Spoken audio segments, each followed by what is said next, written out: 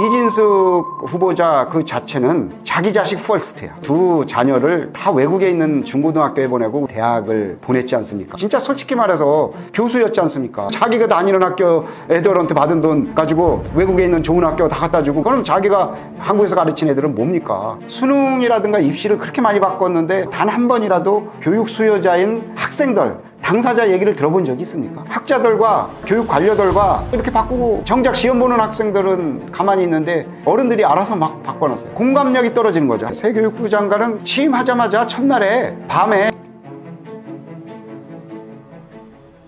왜 대한민국의 교육 정책은 자주 바뀌고 실패를 반복하는 걸까요? 대한민국의 교육정책은 진짜 찬란한 흑역사입니다. 모든 정권에서 교육정책을 바꾸지 않은 적이 없어요. 지속성과 연속성이 없어요. 일관성이 없습니다. 그러니까 학부모들이 죽어나고 학생들이 파김치가 되는 겁니다. 왜 그러냐 하면 교육을 교육으로 보지 않고 교육을 정치와 이념으로 보기 때문에 그렇습니다. 예를 들어서 입시만 해도 그냥 입시를 뭐 올림픽 하듯이 4년마다 바꿀 이유가 뭐가 있습니까? 그렇죠? 물론 부분적인 보완은 하면 됩니다. 그리고 대학에다 맡기면 될 일이죠. 그 다음에 예를 들어서 자립형 사립고 같은 것만 해도 보세요. 옛날에 막 많이 만들었다고 하다가 정권 바뀌니까 또 없앤다 그랬다가 또 정권이 또 다시 바뀌면 다시 살린다 그랬다가, 그게 이제 정부의 진보 보수 정권에 따라서 그런 거죠. 또 하나는 거기서 또 뭐냐, 거기에 중요한 거는 교육감이죠. 교육감이 뭐 진보 교육감이 됐다가 보수 교육감이 됐다만 왔다 갔다 합니다. 이런 거는 정권별로 교육 철학에 대한 게 없는 게 가장 중요한데, 가장 여기서 핵심적인 거는 가장 돈도 안 들이고 가장 크게 생색낼 수 있는 게 교육이라고 보고 정책을 했기 때문입니다. 예를 들어서 경제 정책을 하려면 뭘 하고 한번 사회 구조를 뜯어 고치려면 돈이 무지 많이 들잖아요. 이렇게 여러 가지 하려면. 근데 교육 정책은 입시를 바꾼다, 뭐 한다, 여기 또 뭐 학생부 종합전형이다, 그 다음에 뭐 하다 그러면 그냥 정책 발표하면 그냥 그만이 돈 드는 게 아니에요. 물론 거기에 무슨 용역하고 연구하는 그런 거 비용이 들겠지만 그건 아무것도 아니고요. 그러면 거기에 변화된 정책에 따른 비용은 누가 다 부담해요? 학부모들이 부담을 하고 있습니다. 그래서 구조적으로 교육 정책을 할 때는 대통령이 진짜 어떤 철학을 가지고, 그 다음에 거기에 대해서 교육 대통령이 됐으면 좋지만 교육 대통령이 된 적이 없지 않습니까? 우리 대한민국에. 근데 가장 정책이 많이 바뀐 건 어쨌든 교육이기 때문에 대통령부터 어떤 교육을 교육으로만 보시고 이념과 정치로 보지 마시고, 그 다음에 올곧게 이끌어가도록 지도하시고, 예를 들어서 그 문화 쪽에 그런 얘기가 많으니 하지만 교육도 마찬가지라고, 암스 랭스 프린시펄이라고 있어요. 팔걸이 원칙이라는 게 있잖아요. 이렇게 갔을 때 요만큼 팔 뻗쳐서 할 거 외에는 자유롭게 한다는 원칙, 이거 가졌으면 좋겠어요. 그래서 물론 이렇게 잡아야 될 어떤 여러 가지가 있겠죠. 사교육이 너무 뭐 독버섯처럼 덮어진다 그러면 거기에 대한 정책이 필요하고 하죠. 그런데 국민한테 이제 대중영합주의로 포퓰리즘으로 이렇게 하는 정책은 제발 그만했으면 좋겠습니다. 그래서 교육 관료들도 좀 영혼을 갖고 이렇게 했으면 좋겠어요.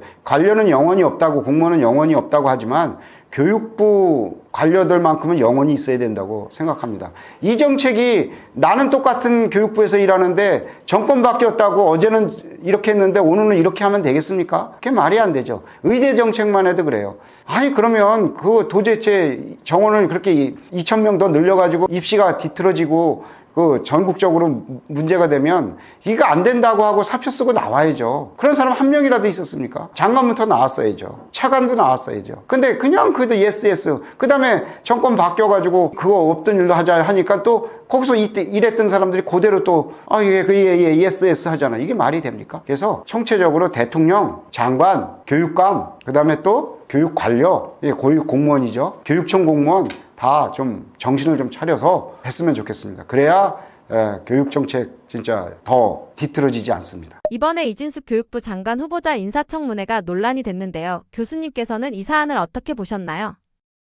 이진숙 교육부 장관 후보자가 이제 낙마를 했죠. 근데 가장 큰 문제는 이진숙 후보자의 뭐 교육 철학이든 논문 표절 문제든 아니면 교육에 관한 어떤 능력, 실력을 떠나서 그 개인적인 어떤 아까 말씀드린 페어런츠 크러쉬, 부모주의에 너무 빠졌던 분 아닌가 이렇게 생각해요. 그게 무슨 말씀이냐면 교육부 장관은 유치원부터 그 다음에 초등학교, 중학교, 고등학교, 그 다음에 대학교, 그 그 다음에 고령화 사회에서 평생 학습까지 다 책임지는 아주 중요한 자리입니다. 근데 이진숙 후보자 그 자체는 본인 교육에, 자녀 교육에 너무 충실했어요. 그 무슨 말씀이냐면 아까 제가 말씀드렸지만 자기 자식 퍼스트야. 그래서 그 두 자녀를 다 외국에 있는 중고등학교에 보내고 외국에 있는 대학을 보냈지 않습니까? 그러면 특히 중학교, 고등학교는 우리나라 공교육인데 더군다나 중학교는 의무교육이고 그런데 그거를 외국에서 보냈지 않습니까? 아이들이 오고 싶어 했겠어요? 거기 가서 보니까 너무 좋아요. 미국 가서 이렇게 공부해 보니까 한국에 와서 그 학원 다닐 필요도 없고 거기서 자유롭게 뭐 하니까 안 가겠다고 했을 것 같습니다. 그러면 오히려 개인적으로는 자연인으로서는 뭐 그렇게 했다고 쳐요. 근데 장관으로서의 어떤 그런 리더십과 통솔력과 그 다음에 어떤 책임 있는 행정을 펴기에는 말이 안 되는 거죠. 본인이 고사를 했었다 봐야 돼요. 자기가 그 개인적인 일은 자기만 아는 거 아닙니까? 본인만. 근데 그걸 받았어요. 장관 후보를 수락했지 않습니까? 그게 말이 안 돼요. 왜? 가장 중요한 건 교사님들이, 선생님들이 너무 화가 났었잖아요. 심지어 전교조, 진보 정권에선 전교조까지 반대를 했지 않습니까? 아니, 공교육을 책임진 분이 대한민국의 공교육을 믿지 못해서 자기 자식들은 외국에서 다 공부를 가르쳐 놓고 우리나라 초중고등학교 유치원을 다 공교육을 살리겠다고 하고 선생님들한테 이렇게 취업을 하겠다고 하는 게 말이 안 되는 거니까 가장 컸던 것 같아요. 그래서 이진수 후보자였던 그 사태는 논문 문제도 심각했지만 논문 문제보다는 자녀 문제의 공교육 문제가 더 컸던 것 같아요. 진짜 솔직히 말해서 교수였지 않습니까? 남편도 교수잖아요. 그러면 교수 부부가 남의 자식 가르쳐서 번 돈 아닙니까? 남의 자식이 낸 등록금으로 자기 월급 받았지 않습니까? 평생을. 그 돈을 가지고 한국에서 애들 안 가르치고 전부 외국에 있는 학교에다 갖다 줬지 않습니까? 그러면 자기가 다니는 학교 애들한테 받은 돈 가지고 외국에 있는 좋은 학교 다 갖다 주고 그럼 자기가 한국에서 가르친 애들은 뭡니까? 나는 그렇게도 한번 생각해 볼 문제라고 생각합니다, 이거는. 그래서 이번에 그 사태는 한번 우리가 다시 한번 생각해 봐야 돼요. 그러니까 개인적인 자연인으로서는 그럴 수 있다. 자기 자식이 최고라고 생각하고 아이들이 원해서 그렇다는데. 근데 그런 분들은 공직을 맡지 말아야죠. 공직 특히 교육부 장관을 그런 분이 맡아서 공교육을 살리겠다고 한들 그게 선생님들이 울림이 가겠습니까? 선생님들한테. 저는 그렇게 생각했습니다. 다른 여러 가지 문제도 사실 큽니다만 전 개인적으로 그 부분이 가장 전임 교육부 장관 후보자의 결점이었다고 저는 생각을 합니다. 소위 있는 집 자식들의 조기 유학 문제에 대해서는 어떻게 생각하시나요? 결국 졸업만 하고 빠르게 한국으로 돌아와 엘리트 집단으로 자리 잡는 것에 대한 비판도 있는데 동의하시나요? 예, 우리나라의 조기 유학이 한번 붐이 일었던 적이 있습니다. 그래서 그 기러기 아빠, 뭐 펭귄, 뭐 아빠, 뭐 여러 가지 있었잖아요. 얼마 전에 유명 연예인이 또 극단적인 선택을 한 경우도 있었어요. 그때 알고 보니까 이게 외국 보낸 자녀들의 어떤 학비 문제도 일부분 있었던 것 같아요. 그래서 저도, 이게, 그래서 제가 새삼 그 2000년 초에 2010년도까지 조기 유학 그 생각이 났어요.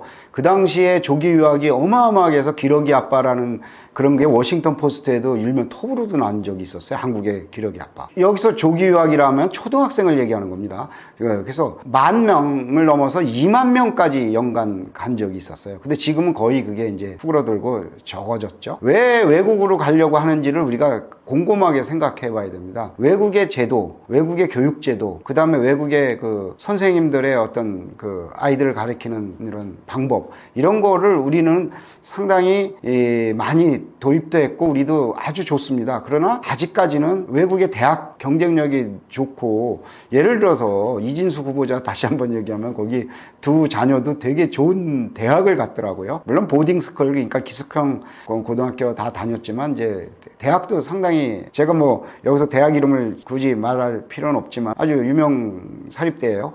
그런 대학을 나와서 좋은 잡을 갖고 그 다음에 한국으로 다시 돌아와도 여기 와서, 예전에는 그게 참 적응하기도 어렵고 그렇다 하지만 요즘 국제화가 워낙 돼 있고 하니까 아주 뭐 그런 거예요. 그러면 우리나라는 과연 그런 교육 시스템이 제대로 안 돼서 그런 거 아니냐, 이런 반성을 좀 해봐야 됩니다. 사교육 다시 얘기를 하면은 사교육에 너무 찌들리는데 거기는 그런 거 없이 이렇게, 물론 거기서도 경쟁이 치열하죠. 뭐 누구나 다 좋은 대학 가는 거 아니지 않습니까? 거기도 마찬가지예요. 그러나 우리처럼 이렇게 사교육이라든가 이런 게 심하지 않고 그렇고요. 또 하나는 대학도 워낙 그 좋은 대학이 많잖아요. 우리나라는 서울대 쉽게 만들기, 이진숙 장관 후보자가 뭐 설계했다 그러는데, 서울대 쉽게 만들기가 사실 되겠습니까? 지금 서울대도 엉망인데. 서울대보다 조금 더 나은 대학 하나만 더 만들어도 대한민국 성공할 수 있습니다. 서울대 같은 대학 쉽게 만들면 오히려 망합니다. 서울대학이 어떻습니까? 관료주의 심화하죠. 완전히 폐쇄주의죠. 그 다음에 국가에서 연간 6천억에서 7천억의 돈은 꼬박꼬박 꽂아주는데도 불구하고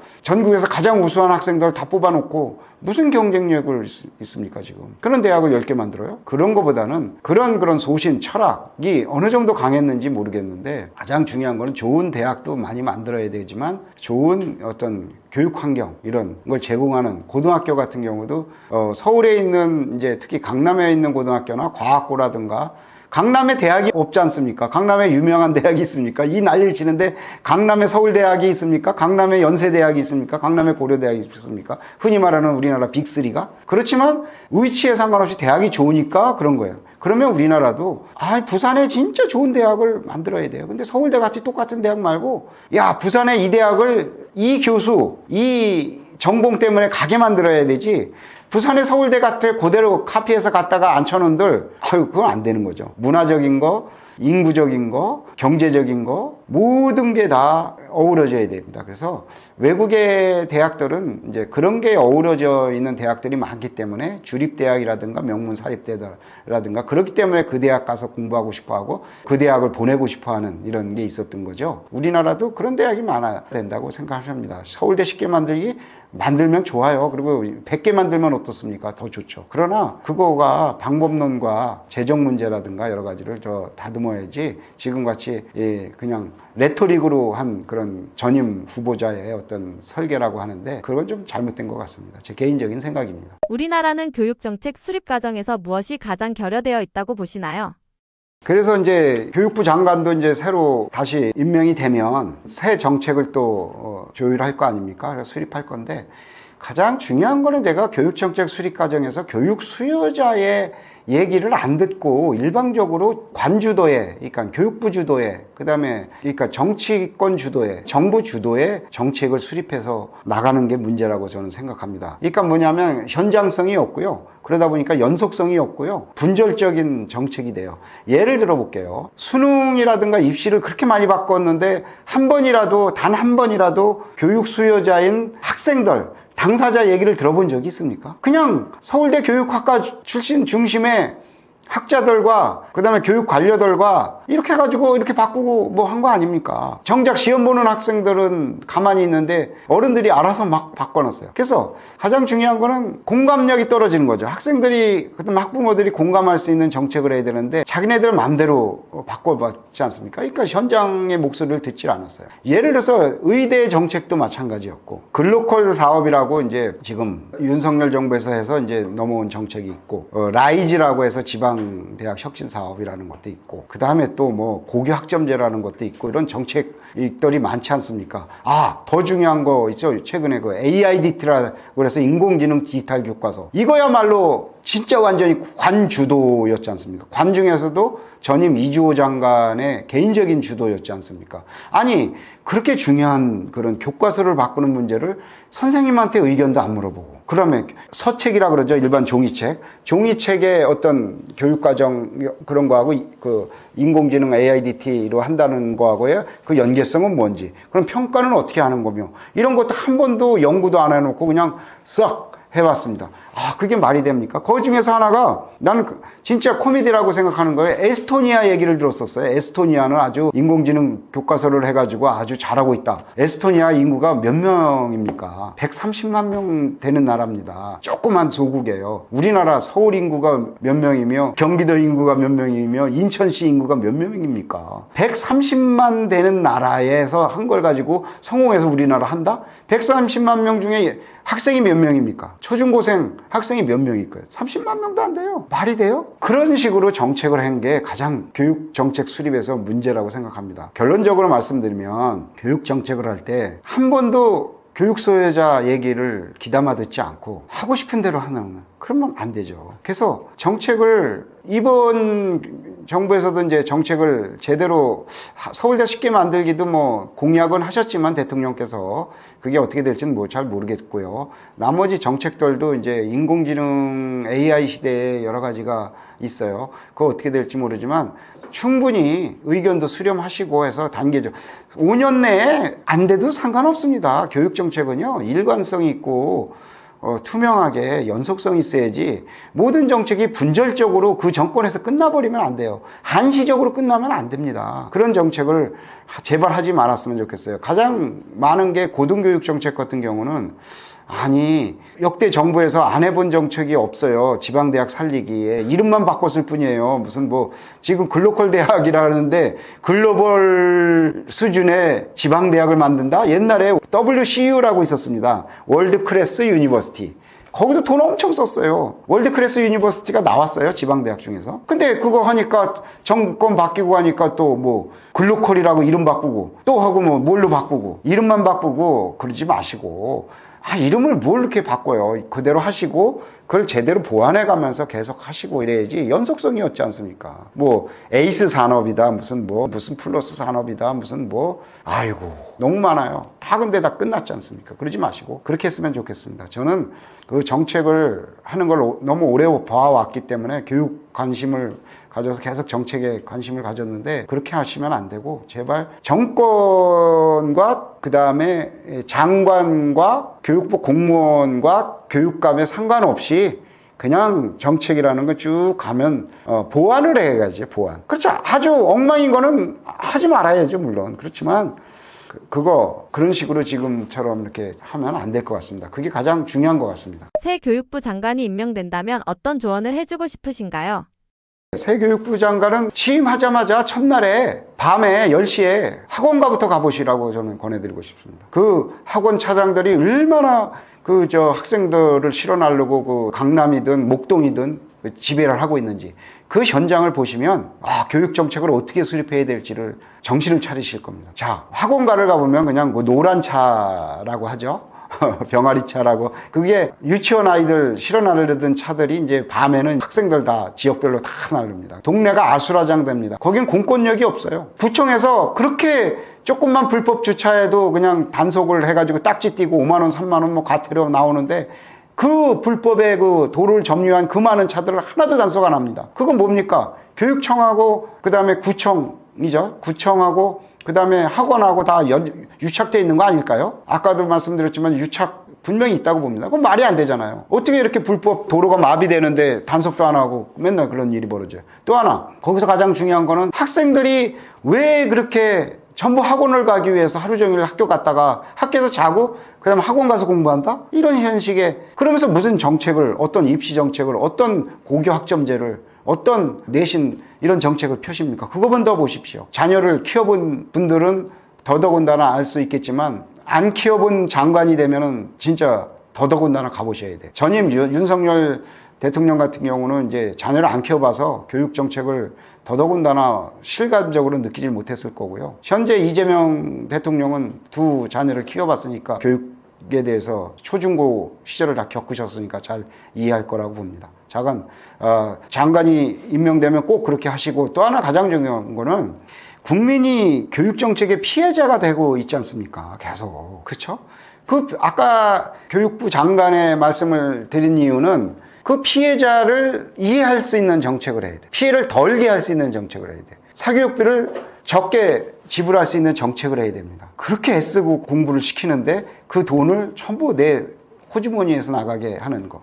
예를 들어서 우리나라 사교육비가 30조가 넘지 않습니까? 그 사교육비가 솔직히 유치원 사교육비는 안 들어간 겁니다. 초중고만 샘플로 들어간 거기 때문에 평균의 함정입니다. 또 하나, 제가 대학에 가서 아이들을 가르쳐 보니까 대학생들도 사교육을 너무 받아요. 왜 로스쿨 가기 위해서 학원을 다니고 왜 고시 공부를 해서 노량진에 다니고 그 다음에 교사 되기 위해서 노량진 학원가에 다니고 와 왜 영어 회화 공부를 학원에 가서 해야 되고 토익 시험 공부한다고 학원 다녀요? 그거 다 사교육 아닙니까? 이게 그 사교육까지 합치면 제가 보면 100조도 넘을 것 같습니다. 30조는요 통계에 그냥 샘플로 잡힌 걸 뿐이에요. 그랬을 때 그 피해는 결국 국민이 고스란히 학부모들이 지는 거 아닙니까? 대학을 보냈는데 그렇게 많은 사교육비를 들여서 대학을 보냈는데 대학 갔는데 대학에서 또 사교육을 다녀요. 뭐냐면 저 면접 학원 다니죠. 그 다음에 예를 들어서 언론사 간다 그러면 언론 아나운서 학원 다녀요. 이런 나라입니다. 이거 이렇게 하면 안 되지 않습니까? 그래서 제일 중요한 거는 이제 교육 정책을 하시는 리더로서는 국민의 이런 그런 정서를 이해하시고 제발 그 학원부터 가보시고, 그리고 또 하나 노량진 학원도 한번 가보셔도 좋겠습니다. 쓱 해서 현장을 많이 다니셨으면 좋겠어요. 책상에 앉아서 세종시의 교육부 청사에 앉아서 아니면 서울 사무소에 앉아서 아니면 국회에 앉아서 좋은 정책 나오지 않습니다. 현장 분들 많이 만나시고 학생 많이 만나시고 현장 그다음에 요란 떨지 마시고 그냥 쓱 돌아보시는, 이런 어디 방문한다 그러면 그냥 거기 그 기관이라든가 학교 이런데 너무 피곤해요. 그냥 쓱 가셔서 혼내라 가시지 말고 격려하는 차원에서 어디 가면서, 그래서 현장의 어떤 목소리와 현장의 아우성을 한번 들어보시면 저는 아주 좋을 것 같습니다. 그래서 그래야 국민이 이제 그 체감하는 교육 정책을 하는 아주 좋은 장관이 되실 수 있다고 봅니다. 우리나라 교육은 세계적으로도 관심 있는 아주 경쟁력 있는 교육 시스템입니다. 우리나라에 뭐 633 제도라고 하잖아요. 초등학교 6학년, 그 다음에 중학교, 고등학교, 그 다음에 대학을 갑니다. 그래서 모든 학부모님들이 12년 동안 아주 그 대학을까지 졸업할 때까지 헌신하십니다. 근데 그 기회비용이 얼마나 많이 들어갑니까? 그래서 저도 친구들하고 얘기하면, 야, 젊었을 때 그 힘들여서 애쓰고 공부 가르쳐 놓느라고 우리가 이제 허리띠를 졸라맸는데, 나이 들고 이 다음에 아프면은 또 그 평생 애썼던 공을 다 병원에다 갖다 주는 거 아니냐, 뭐 이런 농담도 합니다. 그런데 젊었을 때는 자녀 교육이 가장 중요하지 않습니까? 그래서 학부모님들, 우리나라 교육 정책은 그동안 많이 바뀌었습니다. 그러나 이제 이재명 정부에서도 이제 또 바뀔 겁니다. 새 교육부 장관도 이제 오면 또 새로운 정책을 내놓겠지요. 그러나 가장 중요한 거는 학부모 권위, 권력이 아니라 뭐랄까요, 학부모 주권을 찾아야 된다고 생각합니다. 학부모님들이 적극적으로 목소리를 내주세요. 이게 왜 또 입시를 이렇게 바꾸느냐, 왜 이렇게 아이들을 힘들게 하느냐, 학원에 한번 장관이 가봐라. 그러면 그런 느낌을, 그런 목소리를 적극 내주시는 게 더 좋을 것 같습니다. 그래서 왜냐하면 정부가 정책을 하는 거에 따라서 그냥 억지로 끌려다니고 거기에 따라서 주머니를 열어왔던 게 우리 학부모님들의 현실입니다. 그리고 앞으로도 또 얼마나 더 주머니를 열어야 될지 모릅니다. 그러면 안 되지 않습니까? 그래서 우리 학부모님들이 적극적으로 의견도 내주시고요. 그 다음에 학부모의 주권을 찾으시기 바랍니다. 그리고 또 하나는 학부모님들도 내 자식만 귀한 게 아니라 남의 자식도 다 내 자식 같다는 이런 생각으로 학부모님들의 어떤 의식 전환도 좀 필요합니다. 아이들이 어려서부터 이렇게 너무 경쟁에 이렇게 매몰되다 보면 이런 인공지능 시대에 챗GPT 시대에 세계적으로 이렇게 하나로 묶이는 이런 거대한 메가 트렌드가 와 있지 않습니까? 이런 시대에 아이들이 창의성, 끼를 발휘하기가 어렵습니다. 그런 어떤 아이가 어떤 큰 빅샷이 될지 모릅니다. 그런데 우리가 너무 기계적인 교육은 이제는 그만해야 됩니다. 그래서 그런 여러 가지 느낌을 담은 걸 제가 책을 한번 엮었습니다. 그래서 저는 기자 생활을 31년 하고 이제 대학에 가서 아이들을 가르쳐 보고 있는데요. 그래서 교육 기자 생활을 상당히 오래 했기 때문에, 그래서 역대 장관들의 어떤 정책과 그다음에 현재의 고등학교의 고교 학점제라든가 그다음에 수능을 출제하는 한국교육과정평가원의 문제점이라든가, 그래서 여러 가지 그 내용을 통시적으로 한번 다룬 책이 있습니다. 그래서 여러분들이 좀 불편해요. 여러분 비판적인 내용이 많습니다. 정부 관료 엄청 비판했습니다. 장관님들도 비판했습니다. 그 다음에 앞으로 더 이재명 정부에서 원칙을 지키고 잘 하시라고 원칙도 제시했습니다. 그래서 제목 자체가 대한민국 교육의 불편한 진실인데요. 제가 기자 생활을 했던 그런 기록을 다 들추어내서 다시 살려내서 쓴 거기 때문에 한번 보시면 참고가 될 것 같습니다. 건강하시고 또 만나 뵙겠습니다. 감사합니다.